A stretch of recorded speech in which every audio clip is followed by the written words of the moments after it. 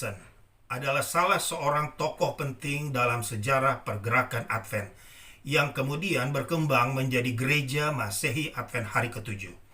Ia lahir pada tanggal 30 Desember 1806 di Gorham, Maine, New Hampshire. Salah satu peran penting dari Hiram Edson terhadap teologi Gereja Masehi Advent Hari Ketujuh adalah ia memperkenalkan pekabaran Bait Suci. Lebih khusus lagi, pekabaran mengenai pemeriksaan penghakiman kepada Adventist Movement yang saat itu sedang dalam kekecewaan yang besar karena Yesus tidak datang pada tanggal 22 Oktober 1844 sebagaimana yang mereka pahami waktu itu. Sebagaimana Millerites lainnya, Hiram Edson adalah seorang yang juga mengharapkan kedatangan Yesus yang kedua kali akan terjadi pada tanggal 22 Oktober 1844. Keyakinan ini didasarkan pada interpretasi William Miller atas nubuatan 2300 kali petang dan pagi yang meramalkan bahwa tempat kudus akan dibersihkan dalam Daniel 8 ayat 14, yang oleh pengikut Miller itu diartikan sebagai kedatangan Yesus yang kedua kali. Hiram Edson adalah seorang petani yang makmur di Ontario County, New York. Hiram Edson menikah dengan Eva Chrysler pada tahun 1830. Tetapi sayang istrinya ini cepat meninggal, yaitu pada tahun 1839 istrinya meninggal. Kemudian di tahun yang sama ia menikah lagi dengan Esther Person di Port Gibson, New York. Pada saat itu, Hiram Edson adalah seorang pelayan gereja Metodis yang telah menganut harapan Millerites tentang Advent atau tentang kedatangan Tuhan yang kedua kali. Rumahnya di Port Gibson segera menjadi gereja rumah bagi orang-orang lainnya di sekitar wilayah itu yang juga sudah percaya bahwa Yesus akan datang segera. Pekabaran dari kaum Millerites bahwa Tuhan segera datang pada tahun 1843 atau 1844 sampai di Rochester, New York, dan segera menyebar ke Port Gibson. Pekabaran ini didasarkan pada khotbah William Miller yang menginterpretasikan nubuatan 2300 kali petang dan pagi dalam Daniel 8 ayat yang ke-14. Kaum Millerites saat itu memahami bahwa ayat ini menunjukkan bahwa kedatangan Kristus yang kedua kali. Hiram Edson yang saat itu seorang pelayan gereja Metodis mendengar dan menerima pesan ini dalam sebuah seri penginjilan. Pada hari terakhir serial tersebut, Hiram Edson tergerak untuk mengunjungi tetangganya yang sedang sakit parah dan meminta kesembuhan dalam nama Tuhan. Dia menindaklanjuti pemikirannya ini, lalu memasuki rumah tetangganya itu saat sudah larut malam dan meletakkan tangannya pada tetangganya yang sedang sakit parah itu. Tiba-tiba tetangganya itu segera membuang selimut, bangun dari tempat tidur, dan mulai memuji Tuhan. Dan segera seluruh keluarga tetangganya ini melakukan hal yang sama, memuji Tuhan. Pada malam yang sama, Hiram Edson percaya bahwa Tuhan menyuruhnya untuk mulai mengkhotbahkan pekabaran Advent kepada teman-teman dan tetangganya. Awalnya, ia bergumul dengan pemikirannya ini selama beberapa hari. Menganggap ini terlalu sulit untuk dilakukan daripada menyembuhkan orang sakit.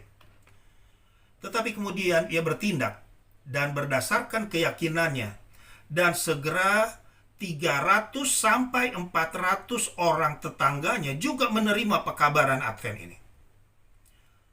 Tanggal 22 Oktober 1844 yang dinanti-nantikan itu pun tiba. Orang-orang yang tergabung dalam kelompok Millerites atau juga disebut Adventist Movement ini berkumpul di tempat-tempat tertentu menunggu kedatangan Tuhan yang kedua kali. Di antaranya ada sekelompok kecil yang berkumpul di rumah Hiram Edson di Port Gibson, New York. Mereka menyanyi, berdoa, tetapi hari itu lewat Tuhan tidak datang seperti yang mereka harapkan.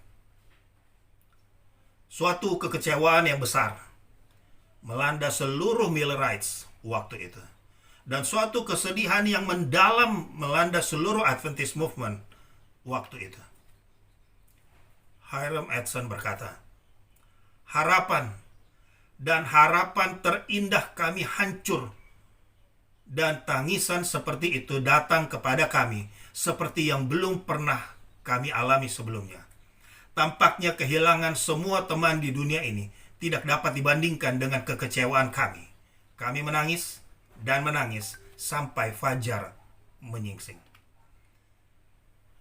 Setelah kegagalan besar atas harapan Millerites ini, tanggal 22 Oktober 1844 kemudian dikenal sebagai Hari Kekecewaan yang Besar, The Great Disappointment Day. Setelah hari yang dikenal sebagai Hari Kekecewaan yang Besar ini, sebagian besar pengikut Miller melepaskan kepercayaan mereka. Hanya sedikit kecil dari Millerites yang saling menguatkan untuk kembali ke Alkitab dan mencari jawaban atas kekecewaan mereka yang besar ini. Dalam kekecewaan yang besar ini, Hiram Edson merenungkan peristiwa tahun sebelumnya. Dia percaya bahwa dia telah diberi kuasa untuk menyembuhkan orang sakit. Dan dia telah melihat ratusan temannya berpaling kepada Yesus sebagai hasil dari khotbahnya. Keyakinannya bahwa Tuhan tidak meninggalkan mereka tidak berubah. Hiram Edson dan rekan-rekannya pergi ke lumbung. Kebangunan kecil yang berfungsi sebagai lumbung juga berfungsi sebagai gudang yang ada di belakang rumahnya, untuk berdoa, memohon petunjuk Tuhan.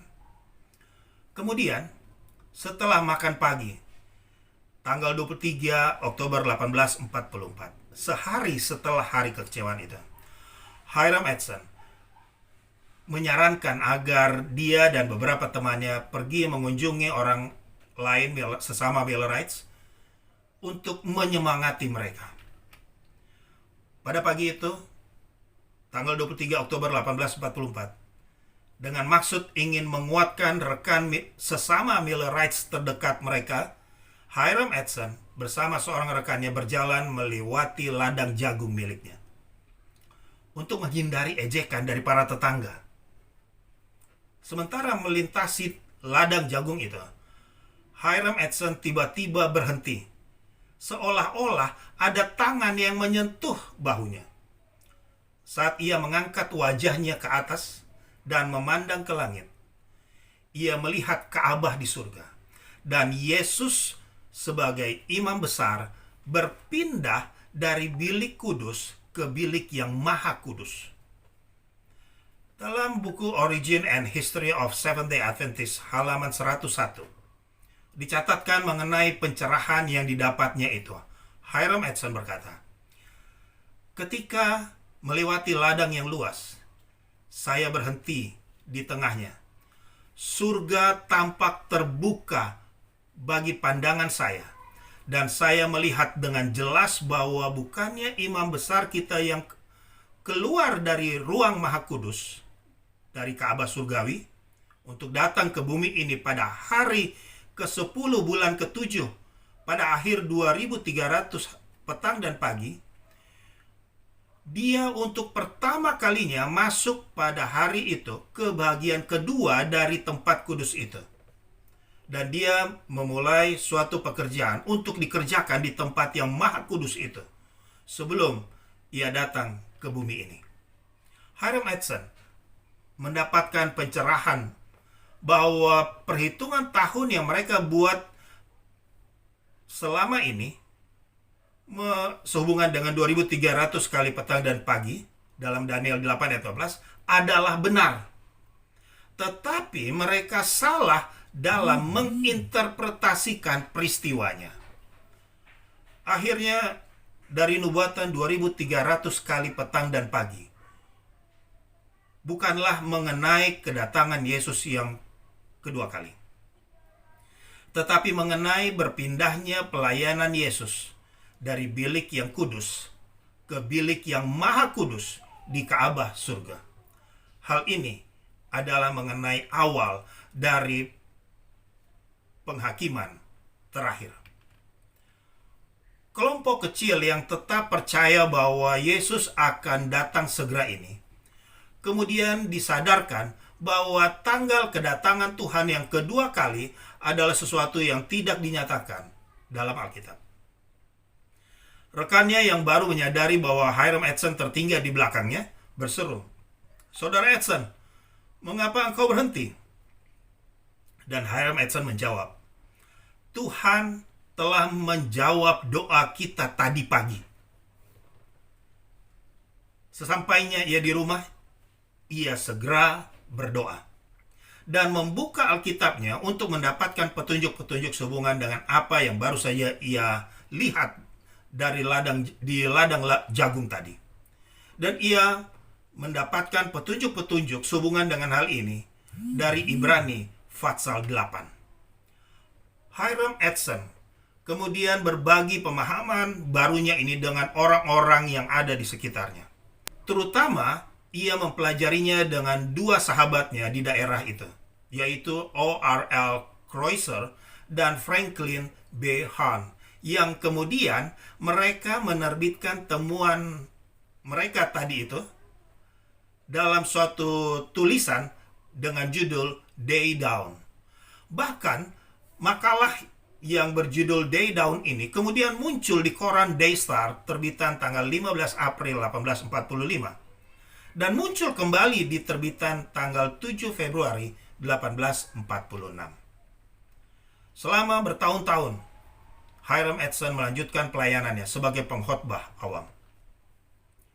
Tahun 1846, Joseph Bates datang menemui Hiram Edson dan beberapa rekannya di lumbung ini. Lumbung yang ada di belakang rumah dari Hiram Edson.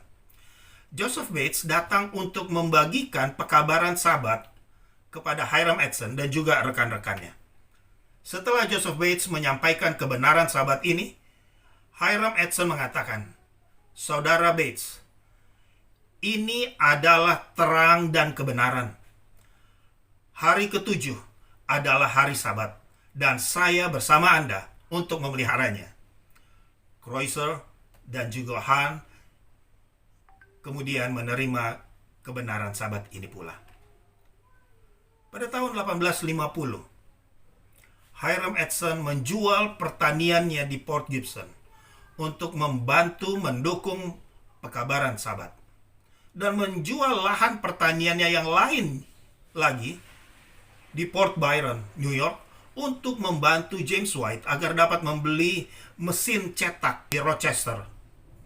Gerakan Advent yang telah menyucikan Sabat ini kemudian secara resmi diorganisir sebagai Gereja Masehi Advent hari ke-7 pada tahun 1863. 7 tahun setelah Gereja Masehi Advent hari ke-7 berdiri sebagai suatu organisasi gereja secara resmi, Hiram Edson kemudian dipercayakan sebagai pendeta yang diurapi pada tahun 1870.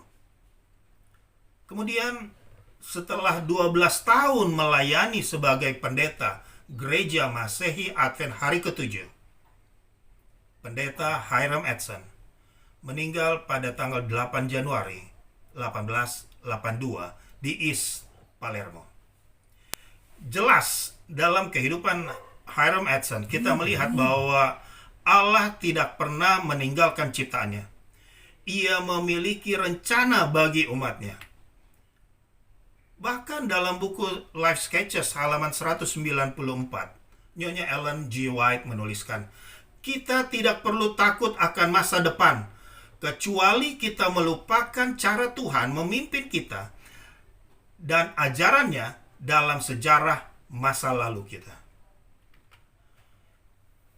Sahabat sekalian, kita juga melihat dalam kehidupan Hiram Edson suatu keteladanan yang selalu percaya pada rencana Tuhan dan selalu mencari petunjuk dari firman Tuhan. Dan sekali ia mendapatkan petunjuk dari firman Tuhan, ia tidak ragu dan tidak menunda untuk menghidupkannya.